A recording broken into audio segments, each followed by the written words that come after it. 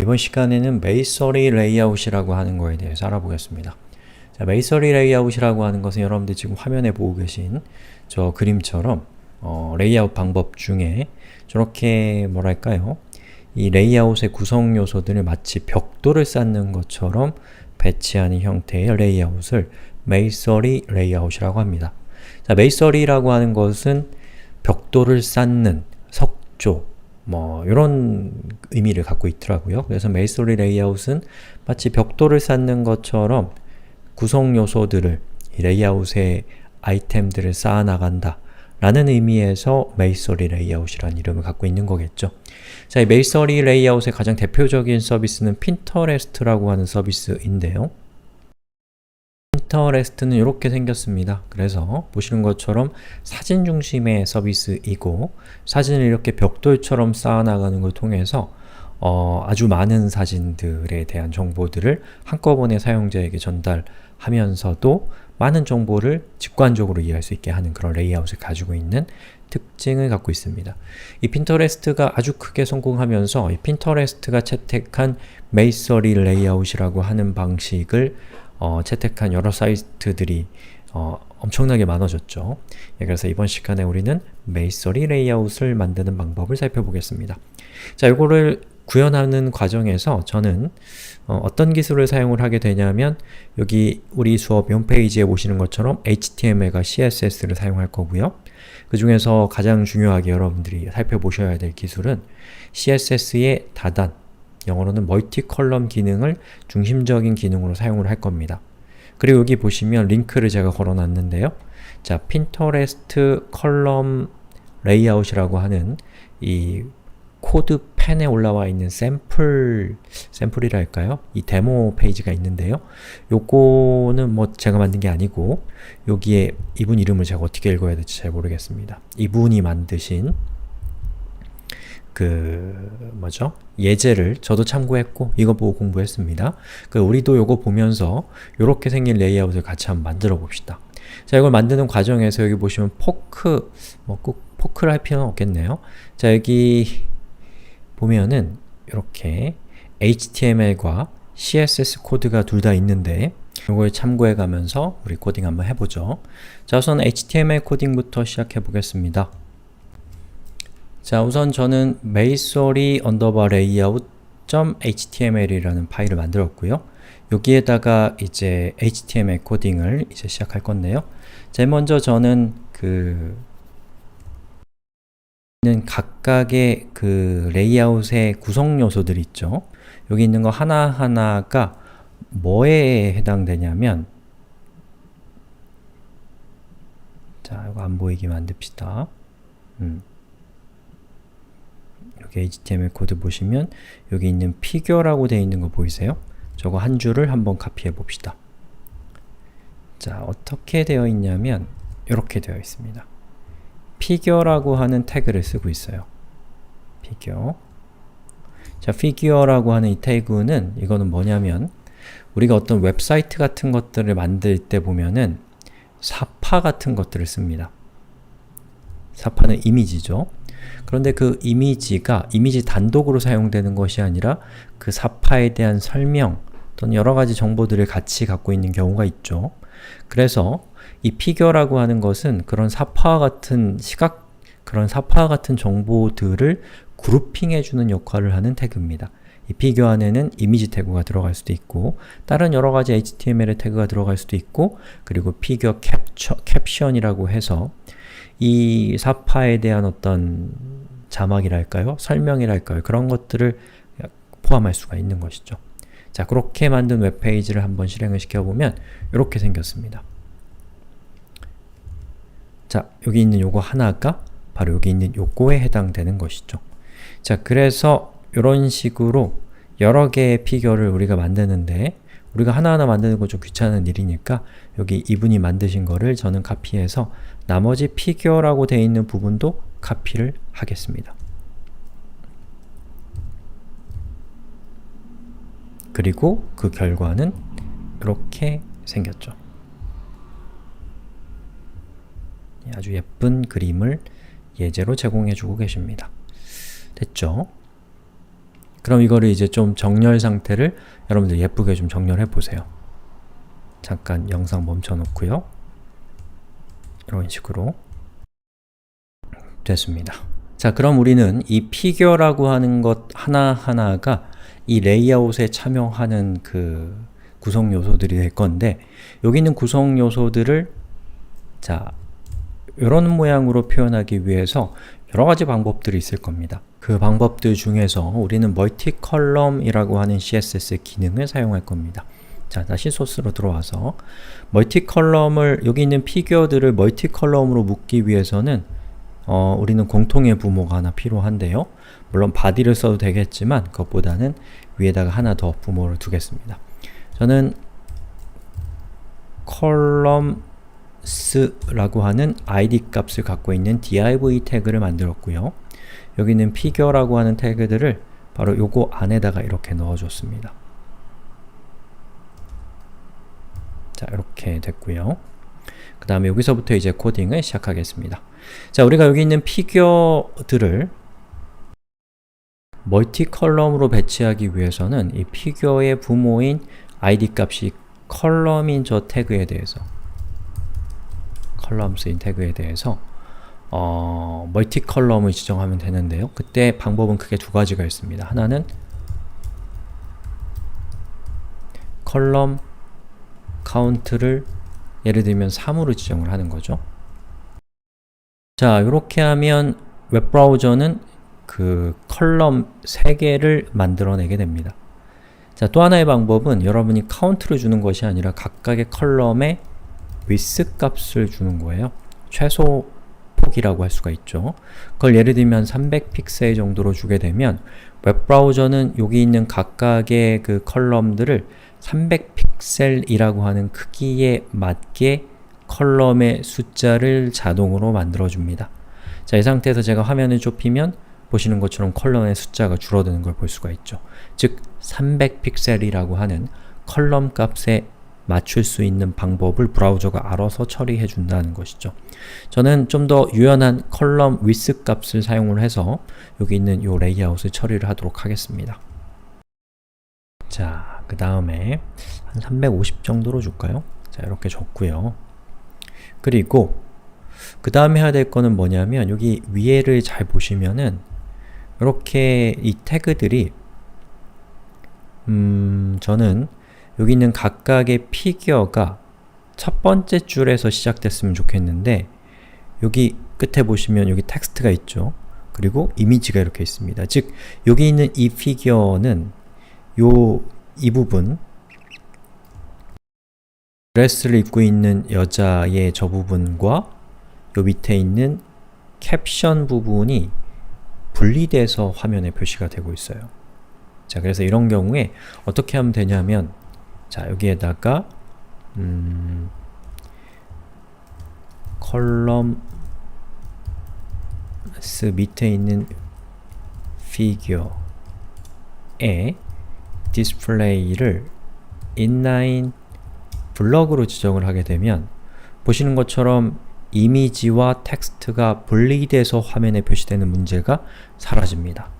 자, 이게 왜 사라지는지에 대한 원리는 저는 사실 파악을 못했어요. 예. 그래서 만약에 그 원리를 여러분들이 이해하셨으면 댓글로 저한테 알려주시면 좋겠습니다. 자, 어쨌든 저렇게 하니까 되더라라는 거죠. 예. 블럭으로 하면 안 되고. 자, 이렇게 됐고요. 그 다음에 이미지가 그 화면에 잘 안 맞고 있어요. 이렇게 깨지는 부분이 깨진다기보다는 잘리는 부분이 생기는데 우리 지금 현재 이 각각의 태그들이 어떤 부피를 갖고 있는지를 확인하기 위해서 보도 값을 줘봅시다. 자, 여기에 컬럼스의 보도는 5픽셀 솔리드 그린으로 줬고요. 그리고 각각의 피규어는 보도 값을 5픽셀의 솔리드 레드로 이렇게 줬습니다. 자, 이렇게 해보니까 보시는 것처럼 여기 있는 이미지는 이렇게 화면에서 잘리고 있는 상태예요. 자, 그럼 어떻게 하면 되냐면 이 이미지가 화면 바깥으로 빠져나가지 않도록 이미지의 크기를 여러분이 직접 지정해 주시면 됩니다. 자, 이렇게 여기 있는 figure라고 되어 있는 부분에 figure 안쪽에 있는 img 태그의 크기를 예를 들면 100%로 해주게 되면 여기 있는 각각의 img 태그는 그 img 태그를 감싸고 있는 피규어의 크기에 딱 맞춰지기 때문에 이미지가 더 이상 깨지지 않는 것을 볼 수가 있죠. 자, 이렇게 되면 중간 단계 한번 볼까요? 보시는 것처럼 화면의 크기에 따라서 이렇게 단이 바뀌는 것을 볼 수가 있죠. 상당히 많이 왔지만 실제로 여기 있는 디테일을 우리가 다듬다 보면 많은 것들을 또 해야 됩니다. 자, 여기 보니까 이렇게 간격들이 너무 많이 떨어져 있어요. 그래서 어떻게 하면 왜 떨어져 있을까를 확인하기 위해서는 우리가 측정을 할 필요가 있죠. 여기 있는 것을 한번 검사를 한번 해봅시다. 자, 검사를 해보니까 여기 있는 피규어를 제가 선택했을 때 피규어의 사방으로 보시는 것처럼 살색이 표시가 됩니다. 살색이 뭔가를 보니까 여기 있는 마진이 이렇게 살색이라는 것을 알 수가 있죠. 즉, 피규어라는 태그는 기본적으로 마진 값을 위아래로는 16픽셀, 좌우로는 40픽셀을 가지고 있는 특성을 갖고 있나 봐요. 자, 그럼 우리는 여기 있는 피규어에다가 마진 값을 없애버리는 거죠. 자, 피규어의 마진 값을 없앴더니 각각의 피규어들 간의 간격이 훨씬 더 줄어든 것을 볼 수가 있습니다. 자, 그럼에도 불구하고 여전히 간격이 있는 이유가 무엇인가는 요것 때문입니다. 자, 컬럼 갭을 제가 0으로 하니까 그때서야 각각의 이 피규어들이 완전히 달라붙게 되는 것이죠. 자, 근데 우리가 원하는 것은 완전히 달라붙는 것보다는 적당히 떨어지는 걸 원하죠. 그러면 여기 있는 컬럼의 갭으로 여러분이 예를 들면 15픽셀 정도를 주게 되면 한 요 정도의 간격이 서로 간에 생기게 됩니다. 자, 그리고 그렇게 했더니 여기 있는 각각의 피규어의 그 컬럼과 컬럼 사이의 거리는 됐는데 피규어와 위에 있는 피규어와 아래에 있는 피규어 사이에 간격이 붙어 있으니까 이것도 조금 디자인적으로 별로네요. 그죠? 그럼 어떻게 하면 될까요? 이번에는 피규어라고 하는 저 태그에 마진 버튼을 아래쪽을 저는 15픽셀 정도 줘볼까요? 이렇게 했더니 보시는 것처럼 각각의 그 피규어 컬럼과 컬럼 사이의 간격과 또 행과 행 사이의 간격이 동일하게 15픽셀이 되는 것을 볼 수가 있죠. 이 상태에서 조금 더 볼만하도록 우리가 좀 꾸몄으면 좋겠는데요. 자, 여기 있는 이 테두리 빨간색으로 되어 있는 거 너무 밉잖아요. 저기 있는 저 피규어의 보더를 저는 레드가 아니라 그레이로 이렇게 처리를 하고요. 그 다음에 요거를 5픽셀이 아니라 1픽셀로 바꾸고요. 너무 진한가요? 그러면 차라리 RGB 레드, 그린, 블루에 A를 해서 레드는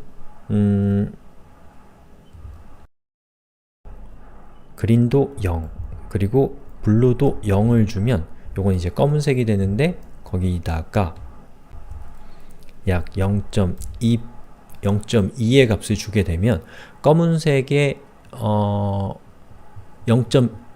0.2만큼 뭐라고 얘기하죠? 알파 값을 20% 정도 준 거죠. 예, 0.2니 알파 값은 투명 값입니다. 투명 값 곱하기 0.2만큼 한 그 투명 값 20%죠. 20%. 예, 이렇게 됐습니다. 자, 이렇게 했더니 뭐 적당히 된 것 같은데 위에 있는 이미지와 밑에 있는 이 캡션 사이에 이렇게 줄을 한 줄 그어보고 싶어요. 자, 그러면 어떻게 하면 될까요?